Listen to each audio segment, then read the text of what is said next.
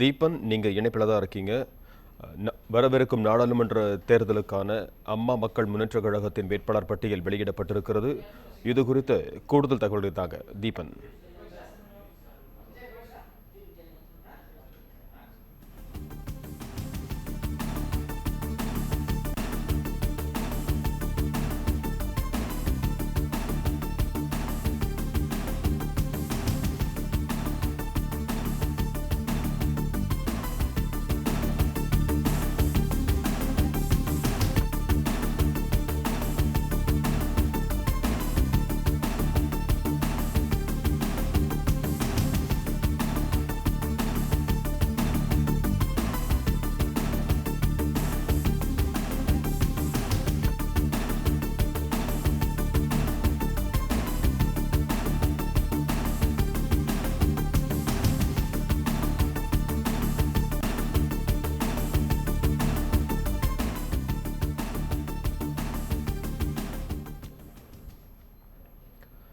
நாடாளுமன்ற தேர்தலுக்கான அம்மா மக்கள் முன்னேற்றக் கழகத்தின் வேட்பாளர் பட்டியலை அக்கட்சியின் துணை பொதுச் செயலாளர் டிடிவி தினகரன் வெளியிட்டிருக்கிறார். இது குறித்து கூடுதல் தகவல் தர காத்திருக்கிறார் எமது செய்தியாளர் தீபன்.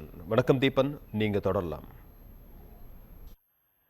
அம்மா மக்கள் முன்னேற்ற கழகத்தின் துணை பொதுச் செயலாளர் டிடிவி தினகரன் அவர்கள் வருகின்ற நாடாளுமன்ற தேர்தலில் 40 தொகுதிகளிலும் நாங்கள் தனித்து போட்டியிடுவோம் என ஏற்கனவே அறிவித்திருந்தார்.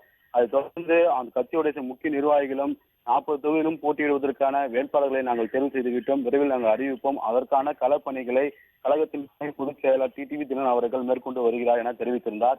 இந்நிலையில்தான் இன்று முதல் கட்ட பட்டியலாக தற்போது கழகத்துடைய அமமுக கழகத்துடைய டிடிவி தினகரன் துணை பொதுச் செயலாளர் அவர்கள் வெளியிட்டுள்ளார். நடைபெறவுள்ள 2019 நாடாளுமன்ற பொதுத் தேர்தலில் தமிழ்நாடு மற்றும் புதுச்சேரி உள்ளிட்ட 40 நாடாளுமன்ற தொகுதிகளிலும் தமிழ்நாடு மற்றும் புதுச்சேரியில் நடைபெற உள்ள சட்டமன்ற இடைத்தேர்தலிலும் அம்மா மக்கள் முன்னேற்ற கழகத்தின் சார்பில் போட்டியிட உள்ள வேட்பாளர்கள் பட்டியலில் முதல் கட்ட பட்டியலை தற்போது வெளியிட்டுள்ளார்.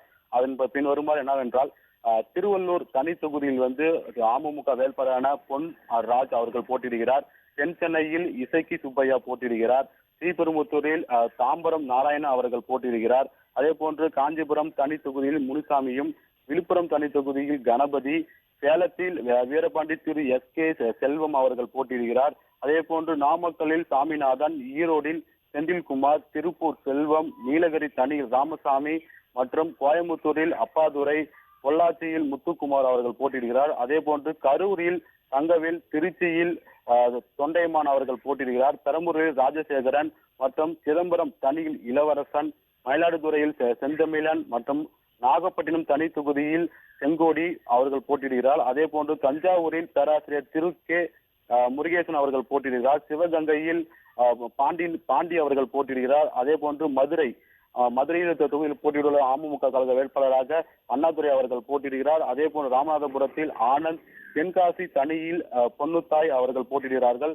அதே போன்று திருநெல்வேலியில் ஞான அருண்மணி அவர்கள் போட்டியிடுகிறார்கள். இந்த 24 தொகுதிகள் மட்டுமே தற்போது முதல் கட்டமாக நாடாளுமன்ற தொகுதியில் திமுக சார்பாக போட்டியிட வேட்பாளர் பட்டியல் தற்போது வெளியாகியுள்ளது.